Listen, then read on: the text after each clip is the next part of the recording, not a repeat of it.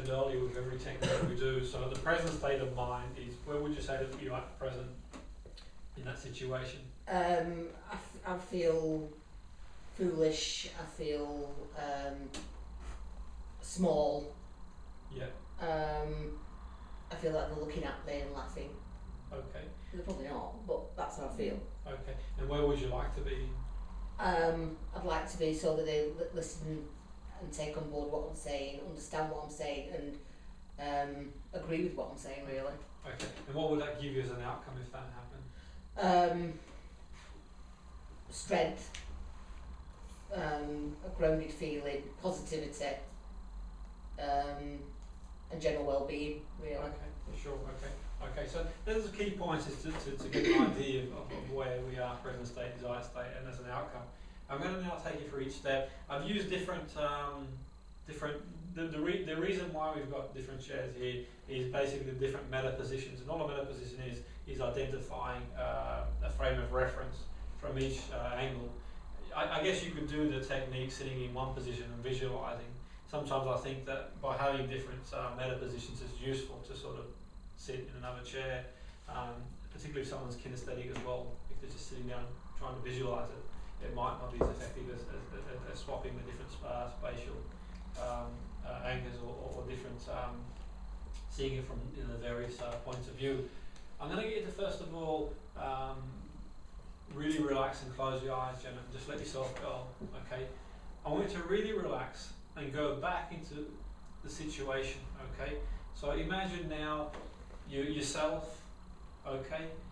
See the other people or the other person, notice their posture, gesture, body language, what they might be wearing, what they might be saying, how that makes you feel, what you're saying, what you're wearing. The real strong interpretation of that situation, and live the situation like it's happening in the here and now, okay? And just notice what's going on in that situation. Okay. Notice how you feel, what you say, and what you do. Okay. Now to gradually come back in the here and now. Okay. How did it feel? I felt negative. I felt, as though I was being picked on. Okay, sure, okay. I'm going to take a seat in the other chair, and that's going to be the other person's perspective, okay? So these are the two other guys. Is it two guys? Yeah, two guys, okay. Yeah. Okay, I'm going to now get you to move into their shoes, okay? You're closing our eyes again, we're really relaxing, and you are now the two guys, okay? See things from their perspective. Imagine you becoming them, almost like stepping into a suit where you become them, and as you become them, you see yourself, okay? You notice your own body language through their eyes, what you're saying, what you're wearing, and what's going on. Really seeing the situation from their point of view. You've adopted their posture, their language. This will just become them for a short duration. Okay? And just give me a nod when you're there.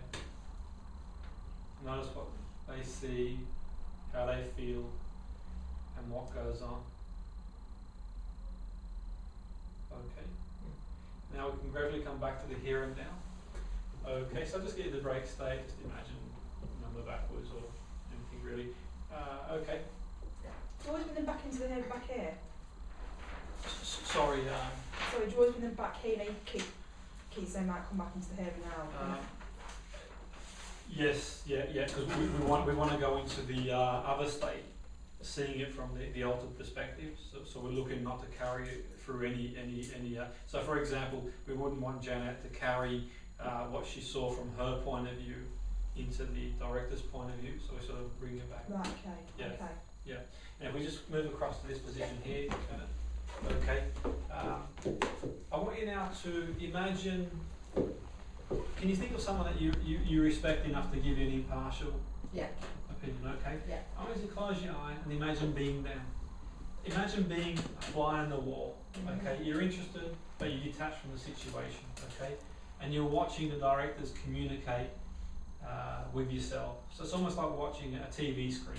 In the background, you can see the conversation, you notice what you're wearing, what they're wearing, what they're saying, how they feel, how you feel, and you're just completely detached. You're this other person, and you're looking at the situation from their point of view. Okay? And I want you, as you do this, to start getting some insights into what they think. Okay? I want you to get some insights from this observer.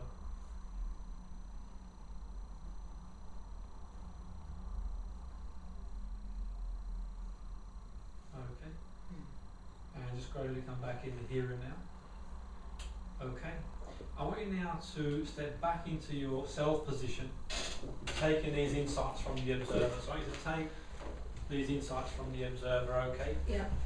Now, with these insights, just closing our eyes again, I want you to now, okay, reenact the same situation as yourself with these new powerful insights. So you're going back into that initial meeting or conversation you had with the two directors. This time you're going back with the insights you have from the observer. Okay? And just notice what's going on, how you feel. Just notice them, what they're wearing, what they're saying, what you're saying. And see the situation with this new understanding that you have. Okay? I'm going to bring you back to the here and now. I'm just going to break state again. And we move across to the other again. Okay? Now we're going to do, Janet, you're going to experience the situation from the other point of view. Okay, so you're going back to the directors again. So I want you to relax, close your eyes, and this time see the situation from their point of view. Okay? Notice how they feel now.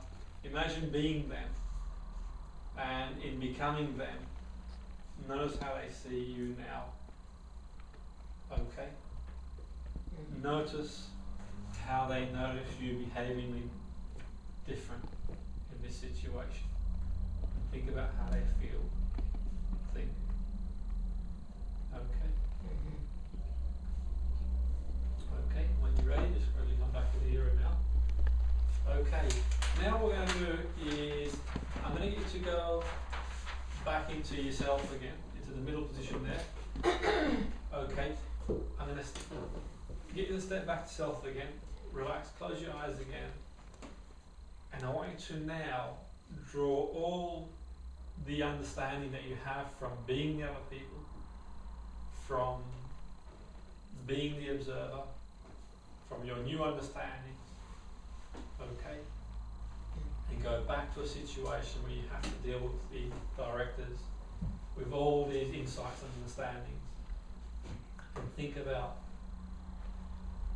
what you could do moving forward with this situation, okay? And as you think about what you could do moving forward, think about some powerful insights you can bring back to the here and now.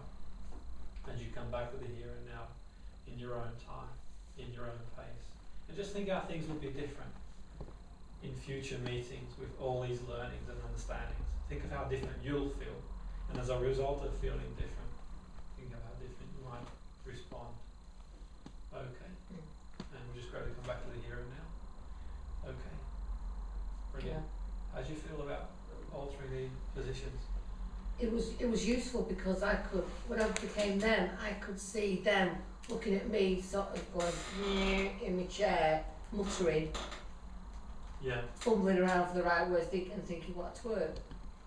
And I could see that, and then looking at it from the observer's point of view, it was almost like, well, if you looked more positive and sat up straight and spoke forward, instead of muttering to your beard sort of thing, you'd be a lot more clear. I think it's breaking that state of knowing that actually they're not ogres, and recognising that. I mean, it's almost like I already knew it, but I needed to affirm it with myself. It's stupid, isn't it? It's like I think about how I react when I'm talking to them, and I can feel myself going sliding down under the table almost. Physically. and mentally. Sure. Okay. Yeah. And So sit upright and do more, and be honest. So rather than fumble around for words to say, don't say anything. Just say, I'm not sure of that information. I'll get back to you on it. Or make it simple. Yeah. Keep it simple. And like so you gained an insight from seeing it from their point of view, Yeah. and then from seeing it from an independent point of Yeah. view, and then you draw from all these learnings. Yeah.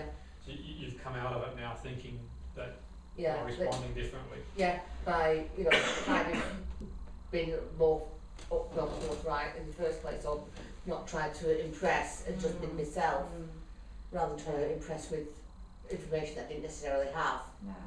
It'd be a lot easier to deal with them. Yeah. So for future reference, what you would do differently to what you've done before is I'd sit up straighter. If I'd relaxed anyway in a doubt, I'd make a conscious effort to sit upright, perhaps even stand up if they wanted me to present something to them or whatever, or just sit more.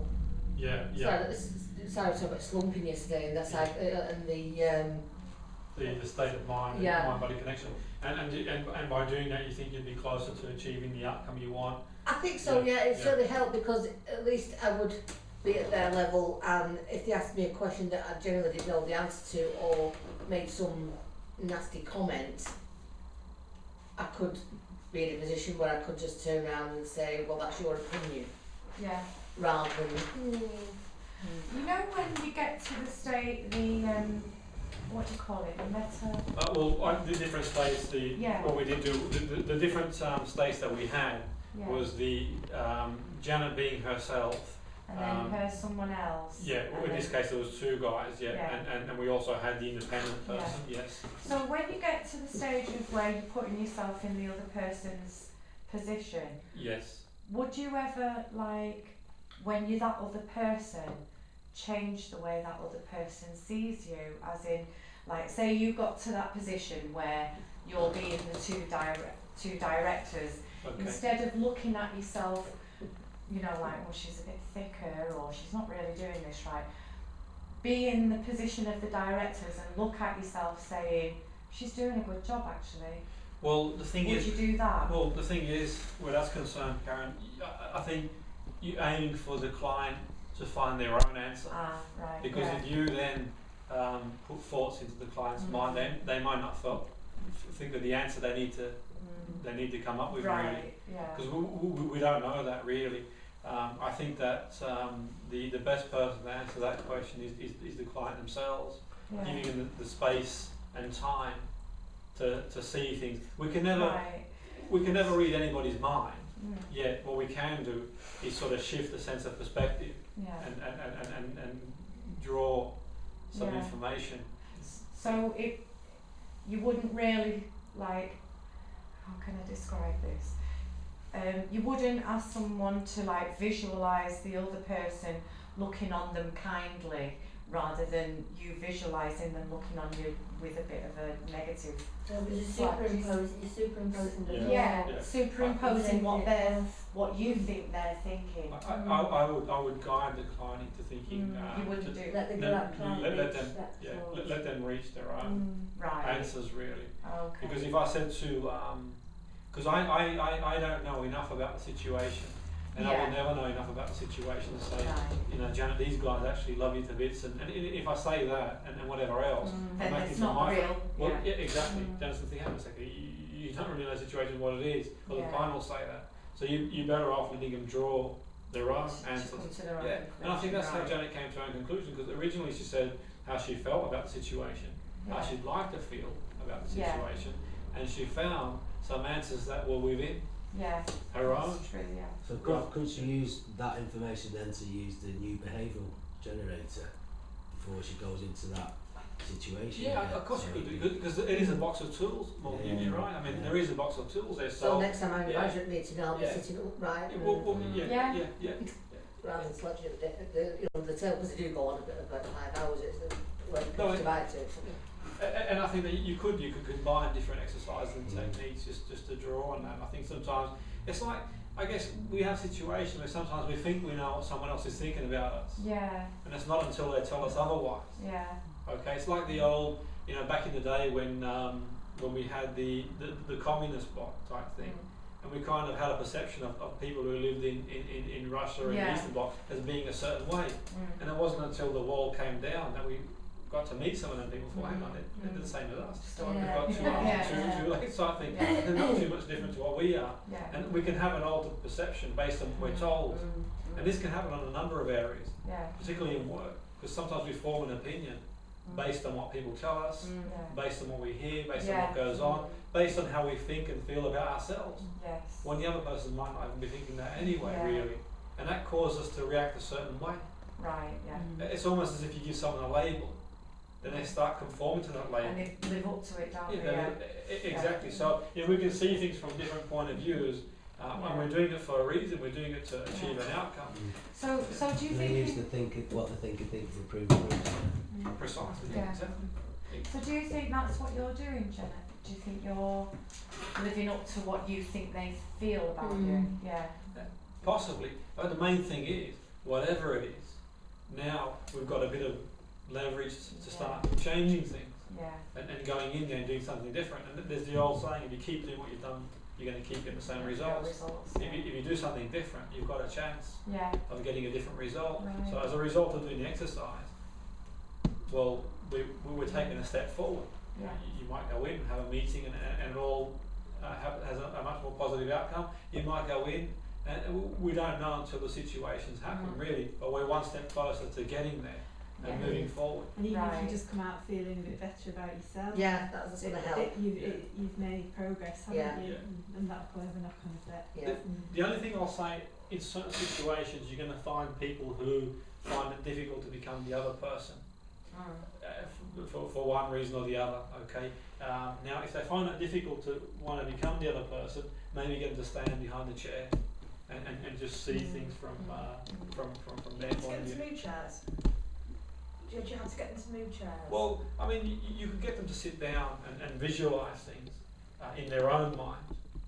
I would say personally, the value of moving chairs, particularly if someone's got a kinesthetic learning style, their association to the other person is probably going to be more powerful because they sort of get up and start a clean slate in their mind and they're not carrying any thoughts across really. Whereas I guess if you had someone sit down, visualise from being one person to the next person, they might carry some of them thoughts and feelings across and you won't get a true perspective of what goes on really. So I think it's useful to get them to change different positions. What I would say where that's concerned, in a non-practical environment where you don't have the luxury of telling someone to move here and the other, maybe you could subtly say, well, how do you think the other person would feel, or how the other people. An example is, we did, in sport for example, okay, I was working with a team once and it got to a half time. And our team was like, we'd worked really, really hard, and it was like a stalemate, really.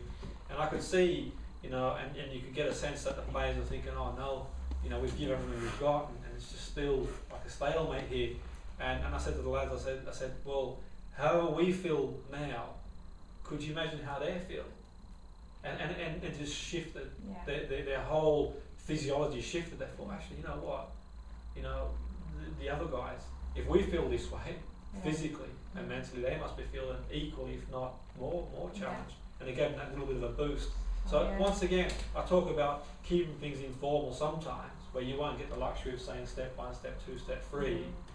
You can sort of get people just to build a different association. So, and I think you'll work out your own ways of using these tools in different environments. But if you are working with someone individually, it's useful to take it through the different stages and steps.